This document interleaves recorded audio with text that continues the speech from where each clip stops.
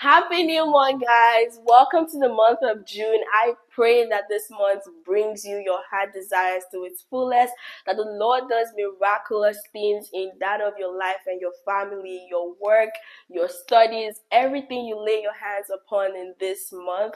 And I also pray that as we're counting down to the end of this year, you're not going to lose any family member, neither would there be any form of sorrow in your life in this year. So I just wanted to say that before we get into the video.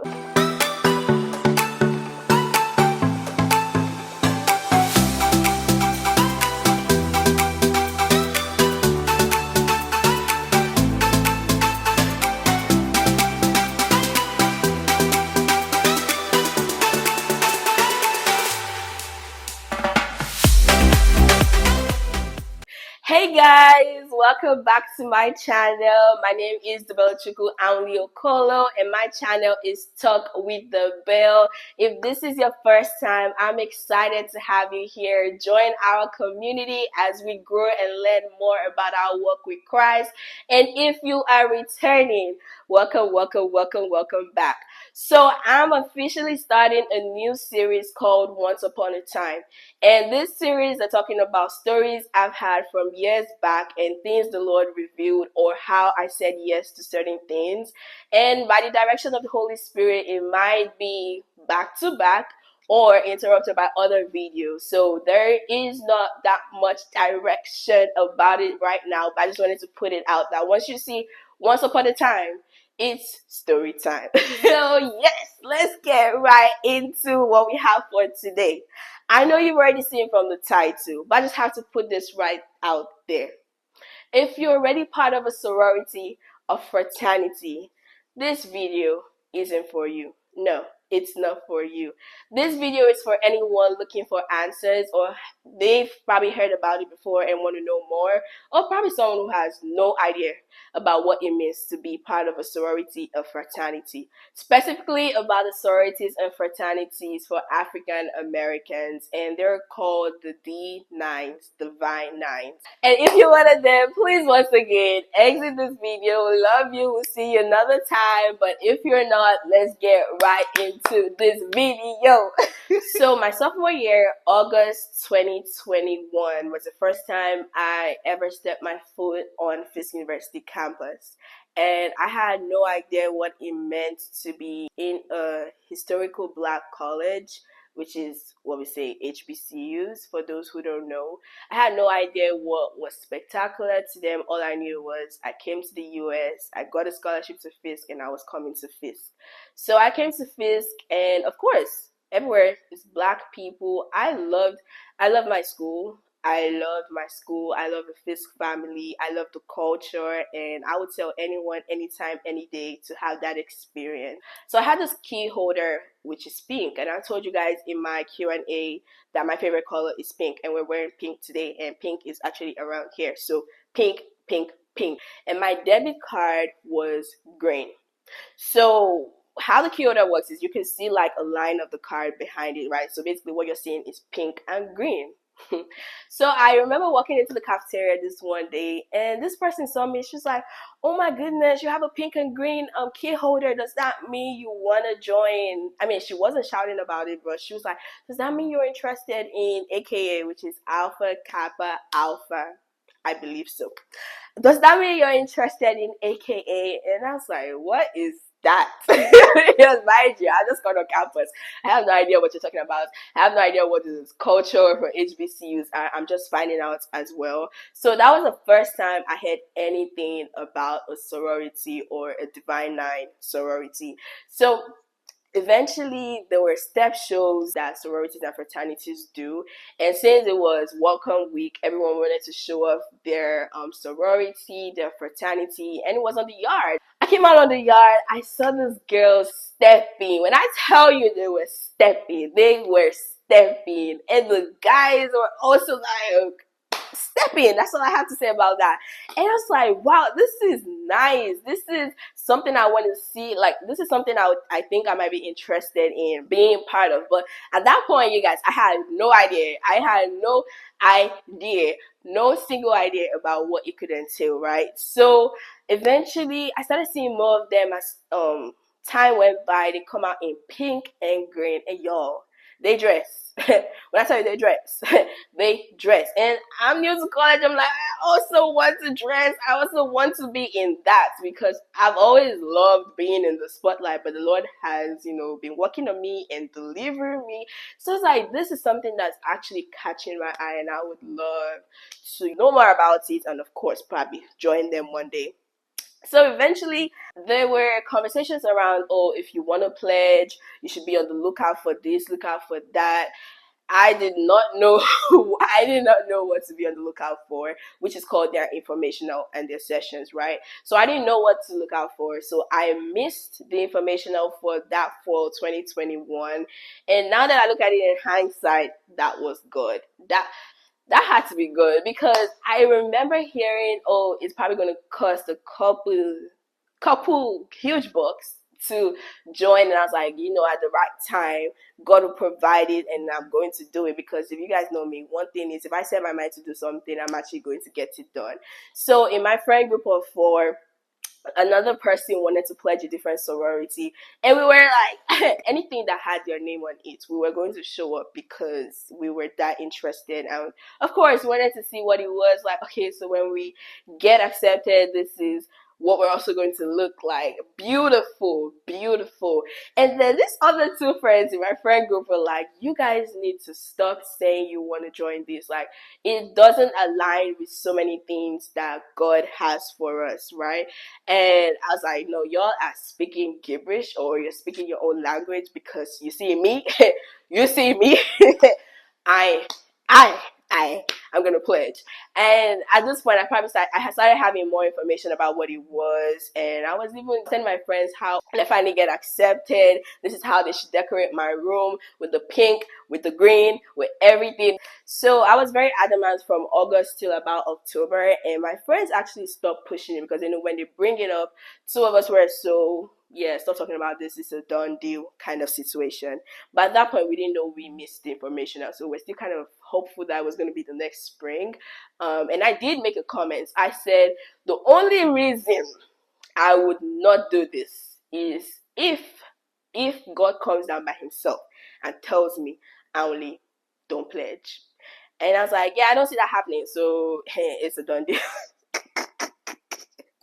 I'll give it that background information, right? But I want to put this in before I even move further. A lot of people have asked me this question, mostly my junior year, entering my senior year. Only, why didn't you pledge? That's something that would look good on you, look good on your resume, look good on just how I am and how I carry myself, right?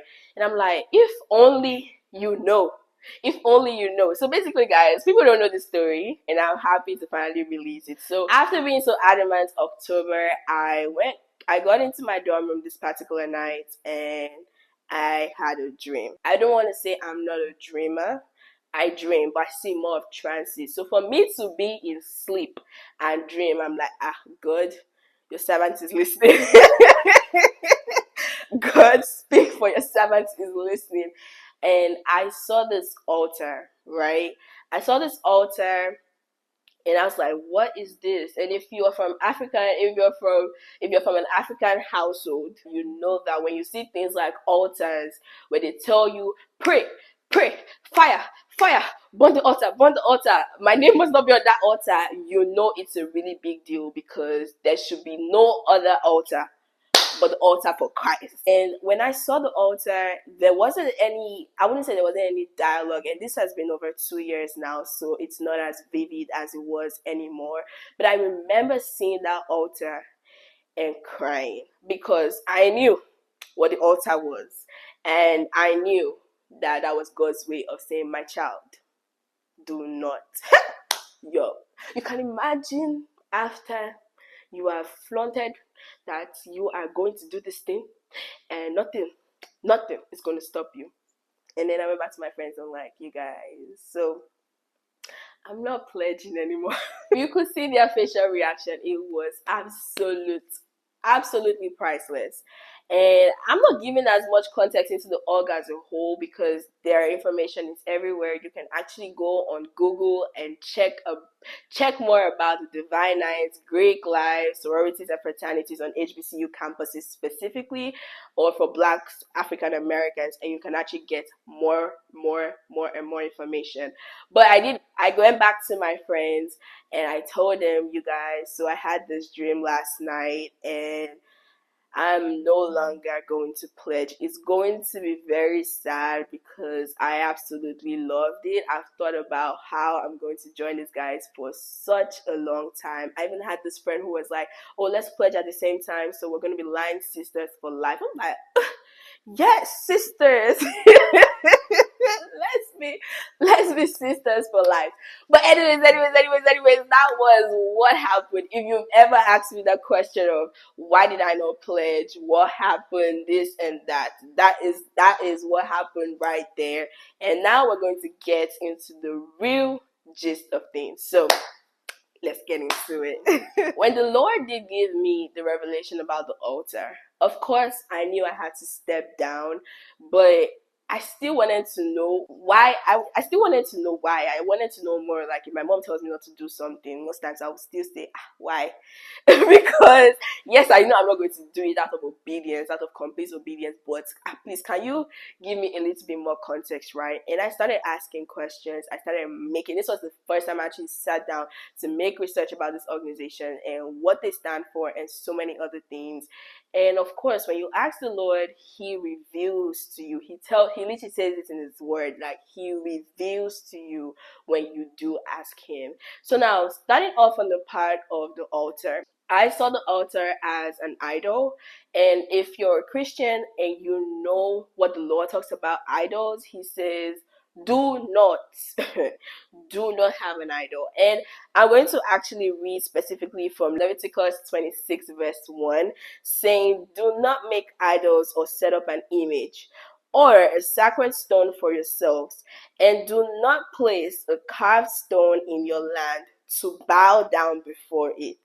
I am the Lord your God. If you know anything about God, you know that He is a jealous God, but He never goes back on His word.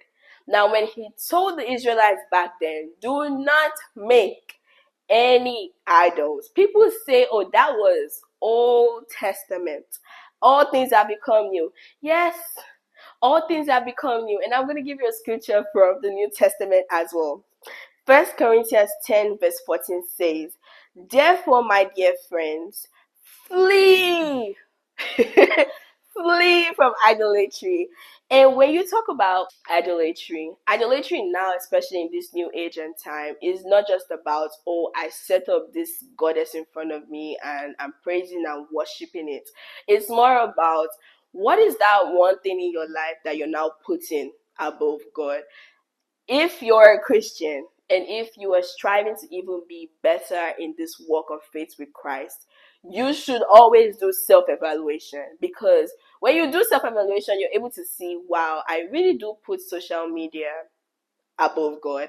Wow, I really do put money above God. Wow, I really do put my career accomplishments above God. And those right there are idols in your life. And what the Lord needs you to do from them is what? Put him back in the position he is meant to be, because there can't be two lords over your life. There can only be one Lord over your life. However you want to say it, however the enemy wants to depict the picture to you, there cannot be two lords in your life. So you have to choose one, and you have to allow the major person who put you on this earth to rule. So that is my own view on idolatry, and I know so many other people can back it up with scriptures as well as revelations they've had on it. So yeah, back to the story. I started understanding that when it's time to go through the initiation process, no one else is meant to know about what you're doing, what is being done to you as well, and so many other things, right? But of course, there are documentaries out there, there are videos out there that kind of give you an inside scoop of certain things that do happen. And I was so confused, because I'm like, if there's nothing wrong with this, then I don't believe anything should be a secret. A mentor of mine said this powerful line, and it goes, the secret of sin is in the hiddenness of it.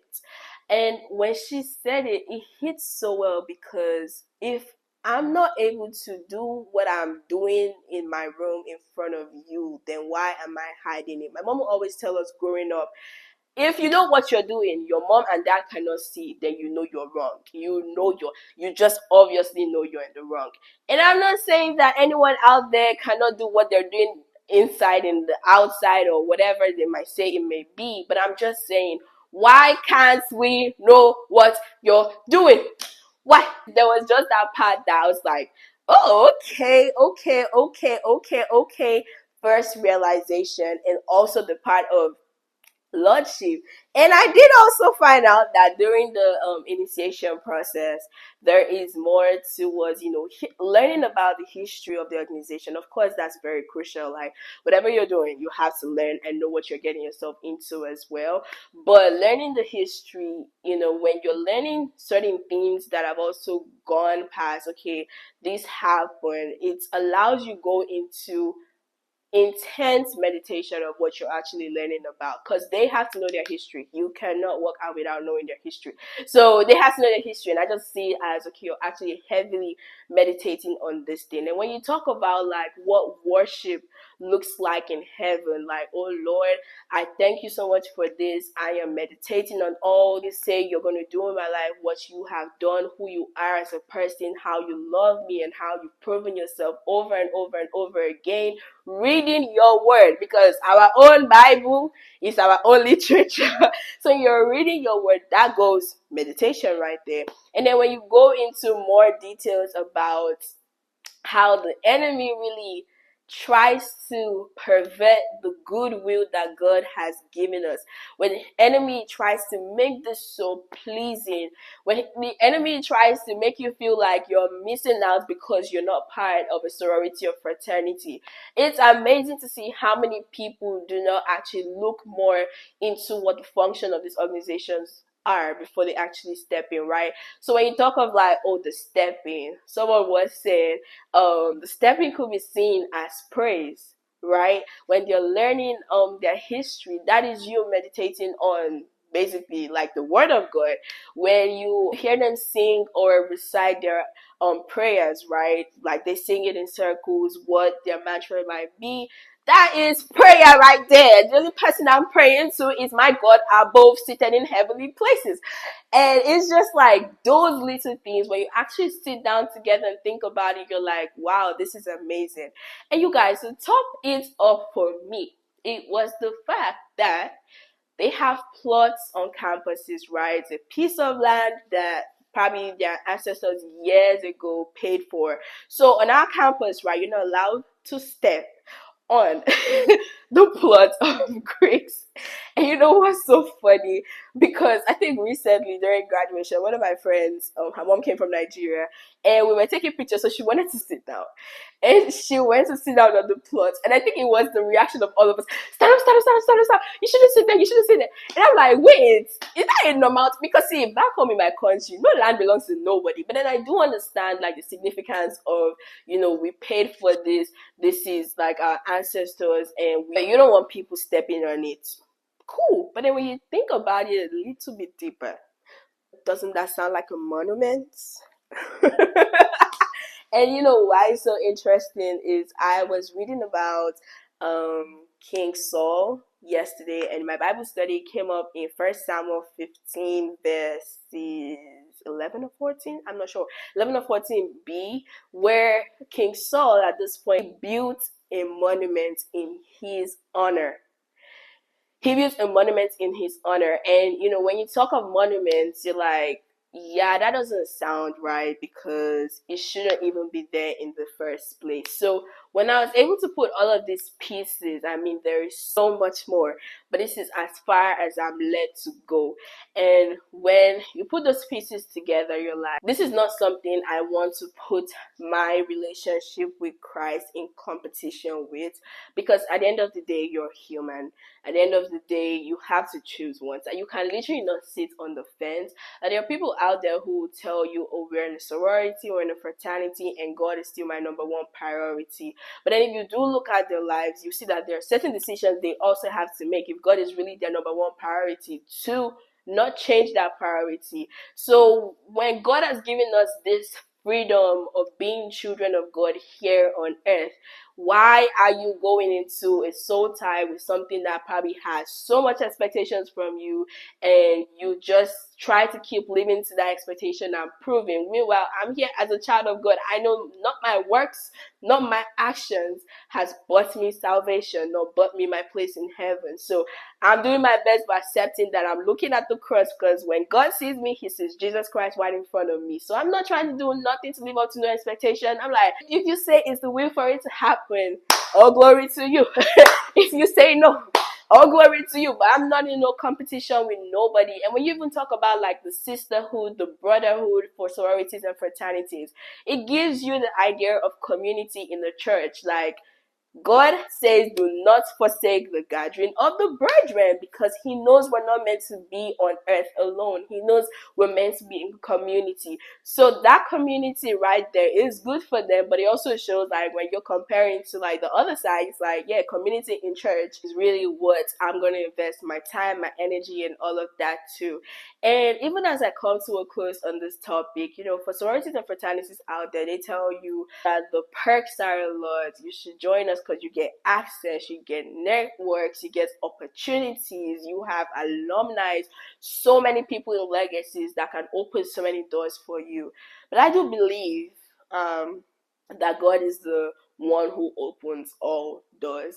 Period. I believe my God in heaven opens all doors for my life because he planned it, he orchestrated it, and there is nothing I think with my human understanding that I can do to make my life even more perfect. Because when you think about it, it's like, oh, I'm joining this to increase my chances of networking or even getting in bigger roles, getting in bigger jobs, getting this, getting that. But then that's you trying to plan out your steps as well. And I'm just like, no, I'm not doing that, because at the end of the day, I achieved a lot in college to the glory of God, but I'm proud that my accomplishments are only linked to God and not an organization taking that accomplishments as, oh yeah, this is our soror, this is our brother, he did this, and this, and all going to their organization, when really all is for the Lord. All glory to God and God and God and God and God and God and God alone. So that is my 2 cents about the whole sorority, fraternity organization on campuses, and also for people who have no idea, or if you stumbled on this video thinking, I want to join, but I would love to know more. I do hope this has given you 2 cents, but at the end of the day, it's all about your relationship with Christ. It's all about what the Lord has called you to do, and if he gives you a go ahead for certain things, that's between you and him. But for me, mine was a straight X. a straight X. I know one thing that's so funny is my relationship with Christ, of course, is different from every other person, but he allows me to get so hyped up first. Like, this is not the first thing that has happened to me. Like, I've had so many other experiences similar to this, but he allows me to get so excited. Like, I was so excited that I was going to pledge, aka like pink and green girly. I want to be part. I must belong. Back then in college, I just graduated a few months ago. But yes, when I was in college, my friends used to make a joke, oh, we're going to have our own sorority called Alpha and Omega, because at the end of the day, the only Alpha and Omega I have is my God in heaven, and we're going to do things his own way. What's our stepping? We are praising and dancing like a mad person. That is the stepping we're going to have for him and him alone. So when you just think about everything, I hope this has spurred up more questions in you that you actually do go get research about. Do not be nonchalant like me. Do not just take everything because everyone does it or everyone is achieving certain things this way. If nothing else, I am a living testimony to doing a lot on campus without having none of that attachment. And trust me, even that story is more beautiful because nobody's taking the glory, but God is able to say his hand was on it, and as you can see, only his hand was on it. So with that being said, we've come to the end of this video. I do expect I do expect some comments, but I'm here for it, and I just hope it blesses you. And even as you react and respond to this video, the Lord also takes over. For those who also struggle with, oh, my friend cursed and I don't know how to deal with that, trust me, I did struggle with that as well. By the end of the day, you treat all men with love, and all you can do is pray, because when you pray, the plagues fall off and the Lord is going to have his way. So don't think you're better than anybody to judge anybody. We have no right to judge anyone on this earth. So if you're struggling with that, I just felt led to put that out there. That is one way to approach it. Just pray every time you see them. Every time it comes to mind, pray for them. And that's the best way you can love them. With that being said, we've officially come to the end of this video. Look out for more Once Upon a Time series from me. Don't forget to like, don't dislike. Don't forget to like, subscribe, and comment. Until next time, keep living your best life with Christ at the center of it all. Bye-bye.